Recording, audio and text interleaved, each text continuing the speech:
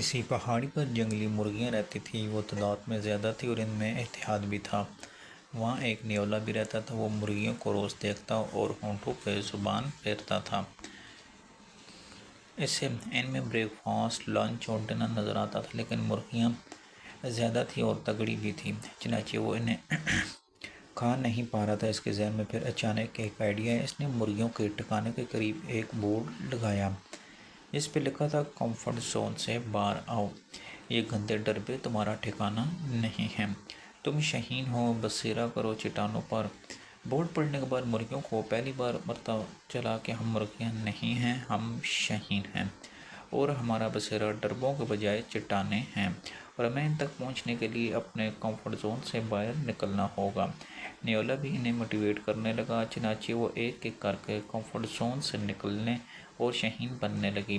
وہ نیلی کی قیادت میں جب پہاڑی کے آخری سرے پر پہنچتی تھی تو وہاں ایک اور بورڈ نظر آتا تھا جس پر لکھا گیا، تم جب تک کودو گے نہیں، تمہیں اس وقت تک اپنے پوٹینشل کا پتہ نہیں چلے گا۔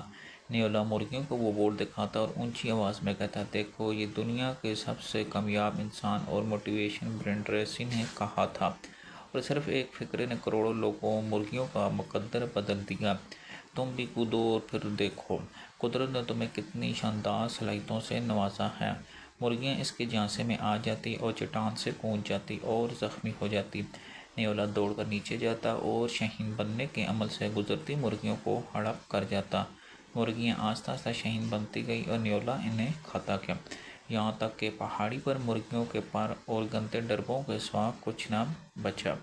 نفسیات میں نیولے کی اس تکنیک کو کاگنیٹیو پولشن کہتے ہیں، جبکہ اردو میں ذہنی ہیرا پھیری یا پھر چال بازی کہتے ہیں۔ اس تکنیک کے ذریعے چال باز لوگ نیولے کی طرح دوسرے لوگوں کو موٹیویٹ کرتے ہیں اور پھر ان کی بربادی کو انجوائے کرتے ہیں۔ میں اکثر لوگوں سے عرض کرتا ہوں کہ دنیا کی تمام موٹیویشن سٹوری آپ کے لیے نہیں ہیں۔ آپ کہانیوں سے متاثر ہونے سے پہلے اپنے حالات کا جائزہ ضرور لیا کریں۔ یہ عین ممکن ہے کہ آپ کو موٹیویٹ کرنے والے شخص نیولا اور وہ برین ٹریسی کی مثال دے کر آپ کو ہڑپ کرنا چاہتا ہو۔ دوسرا کمفرٹ زون برا نہیں ہوتا۔ آپ اگر کونے میں بیٹھ کر مزے سے زندگی گزار سکتے ہیں، آپ کی ساری ضرورتیں پوری ہو رہی ہیں، تو پھر خود کو دھوپ میں جلانے، شہین بننے کی کوشش میں چٹان سے چھلانگ لگانے کی کیا ضرورت ہے؟ انسان کو اس وقت اپنے کمفرٹ زون سے باہر نکلنا چاہیے جب اس کے بغیر اس کا گزارا نہ ہو رہا ہو، جب اس کے بغیر زندگی یا اچھی زندگی نہ گزار پا رہا ہو۔ آپ کو اللہ تعالیٰ نے سب کچھ عنایت کر دیا، پھر نقل مکانی اور مشقت کی کیا ضرورت ہے؟ آپ اپنی مرضی سے اٹھیں، مرضی سے دن گزاریں، اللہ تعالیٰ کا شکر ادا کریں اور آرام دہ زندگی گزار کر چپ چاپ دنیا سے رخصت ہو جائیں، اور یہ جان لیں، آپ بل گیٹس، ایلون مسک یا پھر جیک مان نہیں ہیں۔ اللہ تعالیٰ نے آپ کو اللہ دیتا بنایا ہے، جس نے مزے سے دہی کے ساتھ روٹی کھا کر دنیا سے رخصت ہو جانا ہے۔ اللہ نے آپ کو ایلون مسک بنانا ہوتا تو وہ آپ کو امریکہ میں ایلون مسک جیسے حالات کے ساتھ پیدا کرتا۔ دوسرا، ایلون مسک نے دنیا میں کیا اکھاڑ لیا، یہ بس دنیا کا پہلا ٹریلینئر ہے۔ اس کی ساری دولت بھی نیو یارک اسٹاک ایکسچینج میں لگی ہوئی ہے، یہ پھر امریکی بینکوں میں پڑی ہے۔ جس دن اسٹاک ایکسچینج کو جھٹکا لگا یا پھر کسی امریکی صدر کا دماغ گھوم گیا، اس دن ایلون مسک جیل ہوگا یا پھر فٹ پاتھ پر، اور اگر اس سے یہ بچ گیا تو مسلسل سٹریس میں رہنے کی وجہ سے اسے کینسر ہو جائے گا۔ یہ اسپتال میں 20 ڈاکٹروں اور 40 نرسوں کی موجودگی میں اللہ کو پیارا ہو جائے گا۔ اس کی دولت کسی فاؤنڈیشن کے اکاؤنٹ میں چلی جائے گی اور اس کو نیولے انجوائے کریں گے، جو پوری زندگی ایلون مسک کو پتر تو کر سکتا ہے کہہ کے چٹان کے کنارے لے آئے تھے۔ یہ حقیقت ہے، موٹیویشن کا نشہ بننے والی مرغیاں ہمیشہ نیولوں کا رزق ہی بنتی ہیں۔ ہماری زندگی کا شاندار ترین کردار ٹیپو سلطان تھا۔ ہم سب شیر کی ایک دن کی زندگی گیدڑ کی 100 سالہ زندگی سے بہتر ہے پڑھ پڑھ کر جوان ہوئے۔ ہم سب ٹیپو سلطان کی وہ عظیم تلوار بھی تلاش کرتے رہے جو مرنے کے بعد اس کے ہاتھ میں تھی، اور اس سے گھبرا کر کوئی اس لاش کے قریب نہیں جا رہا۔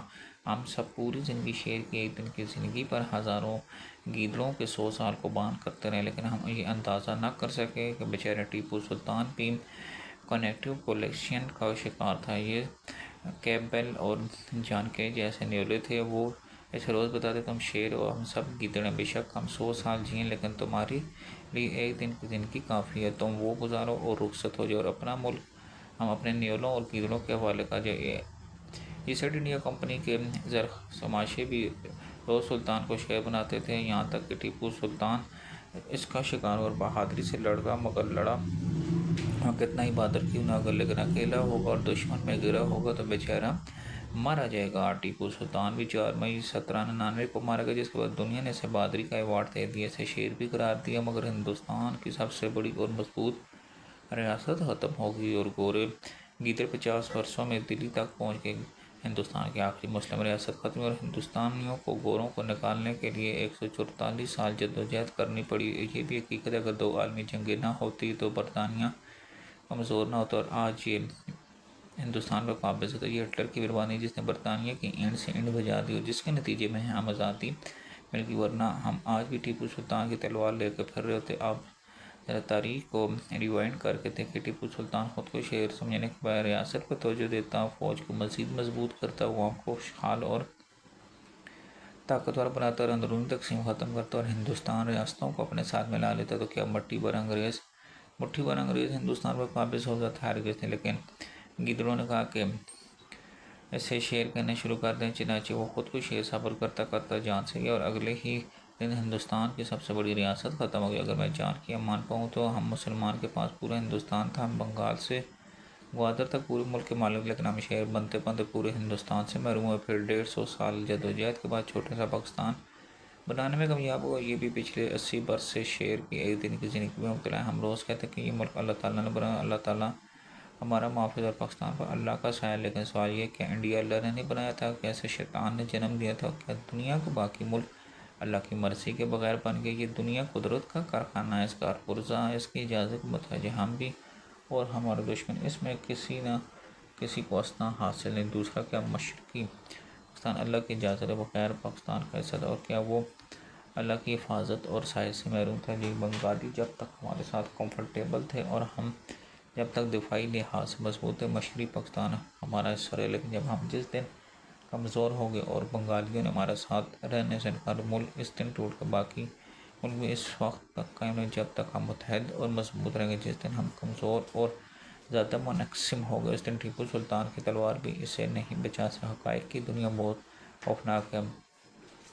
اللہ تعالیٰ نے 1,24,000 انبیاء میں سے صرف حضرت داؤد، حضرت سلیمان کو نبوت کے ساتھ بادشاہ سے نوازا، انہیں سلطنت دی، لیکن وہ سلطنت بھی حضرت سلیمان کی آنکھ بند ہوتی ختم ہو۔ لاطین بخت نصر نے 586 قبل مسیح فلسطین پہ حملہ کیا۔ حضرت سلیمان کی وہ عبادت گاہ توڑ کر زمین پر واقع تھی جسے جنہوں نے انسان کے ساتھ مل کر بنایا۔ آج اس واقعے کو 2612 سال، لیکن حضرت سلیمان کی سلطنت واپس نہیں ہے۔ اسرائیل آج بھی گریٹ اسرائیل تلاش کر رہے ہیں۔ اسرائیلیوں کو یہی غلط فہمی ہماری سے اللہ تعالیٰ نے بنائی ہے۔ اللہ تعالیٰ نے حضرت داؤد اور سلیمان کو عنایت کی اور وہی اس کی حفاظت، لیکن یہ انہیں ایران بھی اب اس خوش فہمی کا شکار ہے۔ اس بھی ڈونلڈ ٹرمپ اور اس کے ساتھ کانگریٹو کولیشن کے ذریعے دنیا کی قدیم مضبوط ترین سویلائزیشن کا یقین دلا رہے ہیں۔ امریکہ جان بوجھ کر خود کو ہارا اور کمزور ثابت کر یہ نیولوگ کے ذریعے یہ روز خبریں پھیلاتے ہیں ہمارے پاس اسلحہ ختم ہو گیا، دنیا میں کوئی قوم ہمارا ساتھ نہیں دے رہی، کانگریس ہمارے خلاف اور امریکی عوام جنگ کے مخالف ہے۔ وہ کہہ رہے ہیں یہ سب بکواس ہے اور مینوپولیشن ہے۔ اس کا مقصد ایرانیوں کو ٹیپو سلطان اور شیر بنانا تاکہ یہ جنگ سے پیچھے نہ ہٹیں، اور امریکہ